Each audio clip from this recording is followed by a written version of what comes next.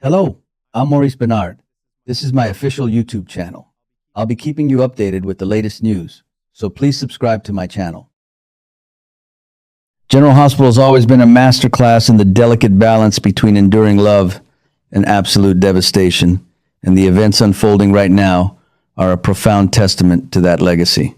As someone who has watched these characters grow, stumble, and rise over the decades, I find myself completely captivated by the sheer emotional weight of the current narratives.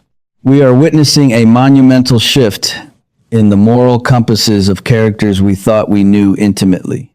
The canvas is currently painted with dark secrets, desperate measures, and the fragile hope of new beginnings. It is a time of reckoning in our beloved town, where the sins of the past are rapidly catching up with the present, and the consequences are threatening to shatter families beyond repair.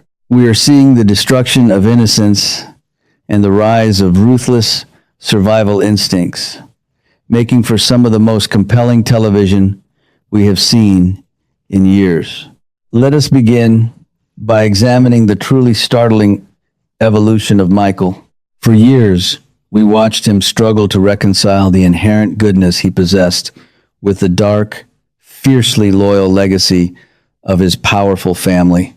We hoped, perhaps naively, that he would consistently choose the path of light and forgiveness.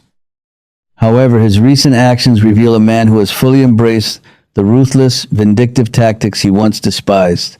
He is currently confiding in Jacinda, laying out a meticulously crafted, utterly destructive plan. He is not merely reacting to heartbreak, he is weaponizing it. By focusing on the painful reality of the affair between Willow and Harrison, Michael is preparing to unleash a catastrophic shockwave. He is actively gathering and even preparing to fabricate evidence to corner his wife. It is a chilling transformation. One must ask, is there any coming back from this level of emotional warfare? I believe the answer is no. He has crossed a psychological boundary, trading his moral high ground for the cold, hard satisfaction of vengeance. The dynamic between Michael and Jacinda in this plotting phase is particularly fascinating to observe. Jacinda serves as a sounding board for his darkest impulses, a witness to the unraveling of his restraint.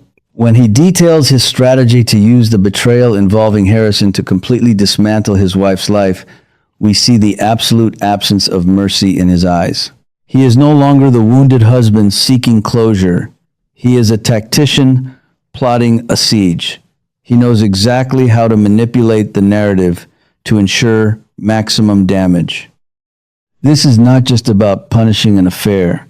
This is about asserting absolute dominance and control over a narrative that deeply humiliated him. For those of us who remember him as a vulnerable, sweet child, watching him orchestrate this blackmail is both heartbreaking and mesmerizing.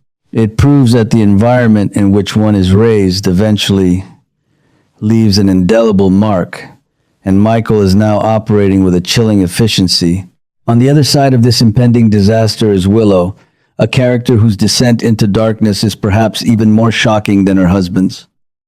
We were introduced to her as a gentle, nurturing soul, a teacher and a nurse whose primary motivation seemed to be the care and protection of others.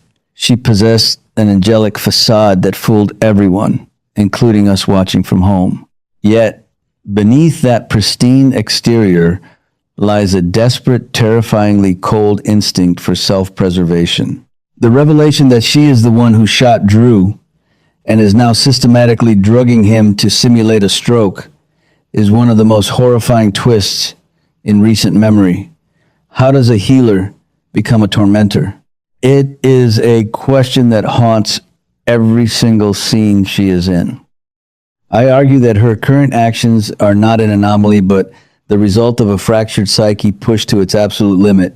She has convinced herself that her survival justifies any atrocity, completely detaching from the horrific reality of what she is doing to an innocent man. Driven by the escalating terror of her impending exposure, Willow is now seeking out Jens.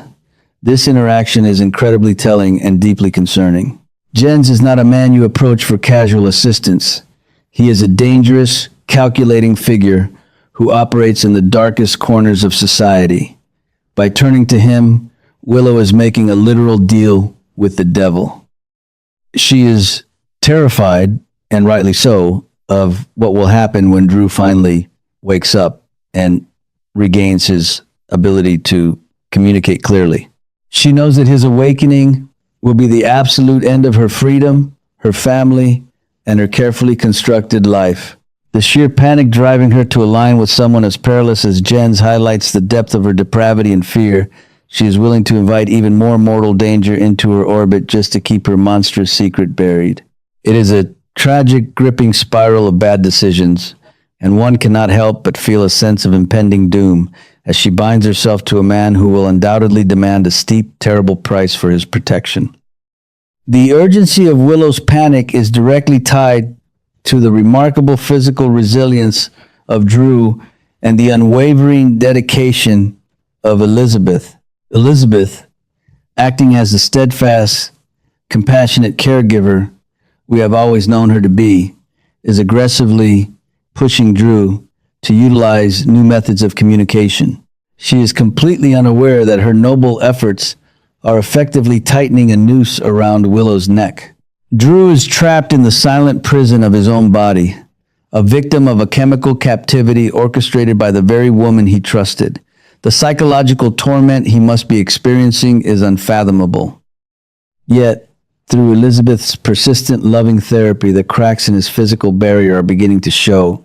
Every blink, every minute movement is a step closer to the truth exploding into the open. The tension in these hospital room scenes is palpable.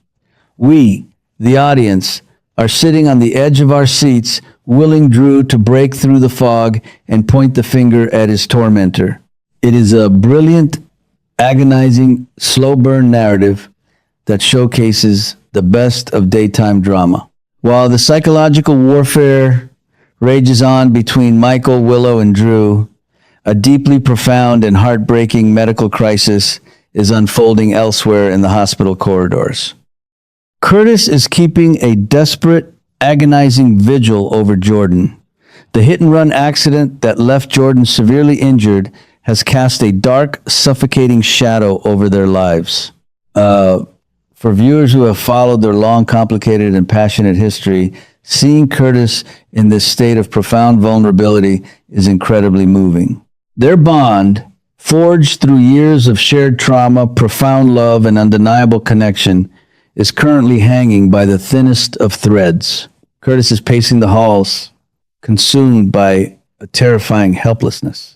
The darkness of Jordan's health prognosis is a stark reminder of the fragility of life in our fictional town. We have watched them overcome seemingly insurmountable obstacles in the past, but this feels entirely different. The silence of the hospital room, broken only by the rhythmic hum of life support machines, underscores the sheer gravity of her situation. Curtis's worry is not just about the physical injuries. It is a deep existential dread.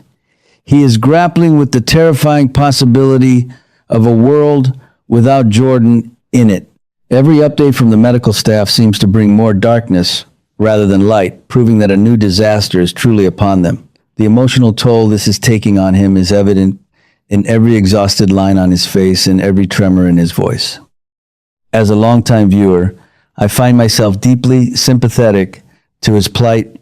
It is in these moments of profound grief and uncertainty that the show truly shines, grounding its larger-than-life plots in raw, relatable human emotion.